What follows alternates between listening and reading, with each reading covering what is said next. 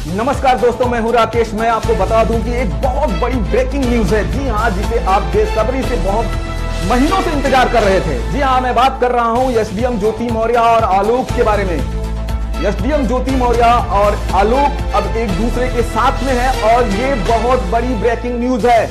आपको किसी भी चैनल पर ये आपको नहीं मिलेगा, क्योंकि मैं अपने ऐसे सूत्रों से ये खबर लेके आया हूं जो ज्योति मौर्य के बहुत करीब हैं, आलोक मौर्य के बहुत करीब हैं। उन लोगों ने मुझे बताया है ये सारी चीजें। और दूसरी बात, मैं आपको एक बात और बता दूं कि ज्योति मौर्य और आलोक मौर्य पिछले कई दिनों से एक साथ में हैं। ऐसा नहीं है कि सिर्फ आज से साथ हैं। और चलिए, एक खबर और है मेरे पास जो बहुत ही लाजवाब खबर है।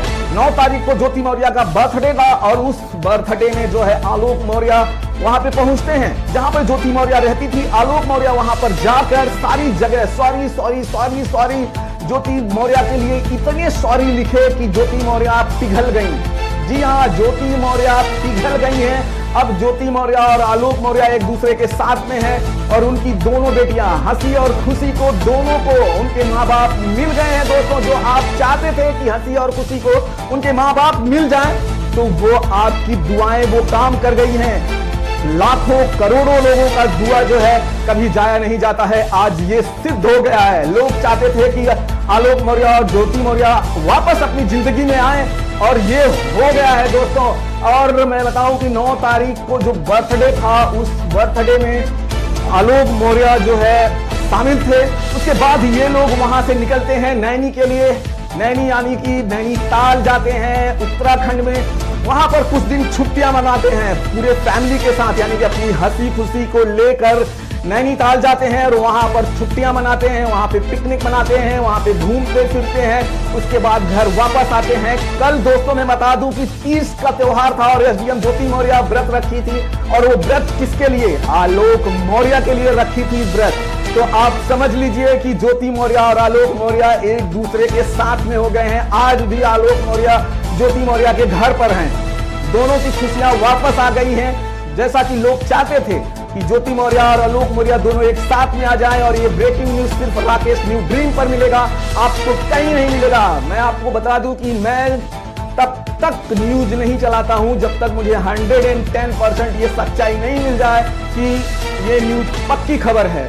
और हमें ये पक्की खबर मिल गई है कि ज्योति मौर्य और आलोक मौर्य एक दूसरे के साथ में हो गए हैं। इसलिए मैं आप लोगों को ये ब्रेकिंग न्यूज दे रहा हूं।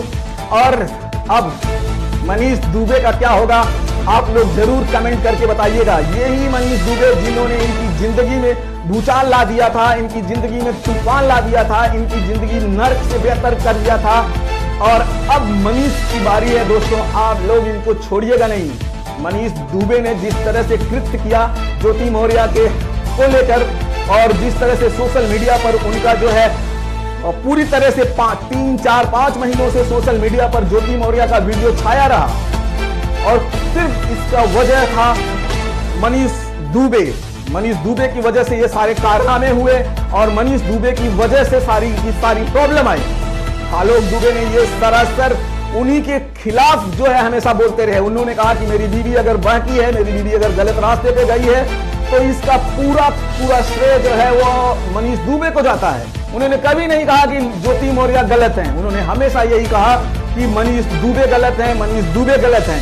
वो हमेशा ये कहते रहे कि ज्योति मौर्य वापस आ जाएं। और ज्योति मौर्य को मैं साथ में रहने को आज भी तैयार हूं, क्योंकि उनके बच्चे हैं, वो 2 बच्चे, हंसी और खुशी, उसके लिए आज भी वो रहने को तैयार हैं। तो दोस्तों, ये खबर 110% सही है। और मैं आपको एक बात और बता दूं, अब ज्योति मौर्य और आलोक मौर्य के ऊपर जो भी ग्रहण लगे थे वो खत्म हो गए हैं। तीज के दिन, कल तीज थी और ज्योति मौर्य ने व्रत रखा है। इतनी बड़ी बात है दोस्तों। और वो भी व्रत किसके लिए? आलोक मौर्य के लिए। ये वही आलोक मौर्य है इसके पहले जो कि ज्योति मौर्य के ऊपर तमाम जो है आरोप लगा रहे। प्रयागराज जाकर मंडल कार्यालय में उनके सारे खिलाफ जो भी आरोप लगाए थे उन्होंने वापस ले लिया। तभी से कहा जा रहा था कि मामला जो है वो सुधरने लगा था। ज्योति मौर्य ने कहा कि अगर एक कदम आलोक ने बढ़ाया है तो एक कदम मैं बढ़ाऊंगी। और एक कदम बढ़ाते बढ़ाते ये कदम इतनी नजदीक आ गया कि दोनों एक दूसरे के जो है हो गए। अब फिर से ज्योति मौर्य और आलोक मौर्य एक दूसरे के बगैर नहीं रह सकते हैं, ऐसा ये करने के बाद ये प्रतीत हो गया है। अब मैं आपको एक बात और बता दूं कि ज्योति मौर्य का जो केस चल रहा है, ज्योति मौर्य ने आलोक मौर्य के ऊपर बहुत सारे भी उन्होंने भी केस ठोक दिए थे।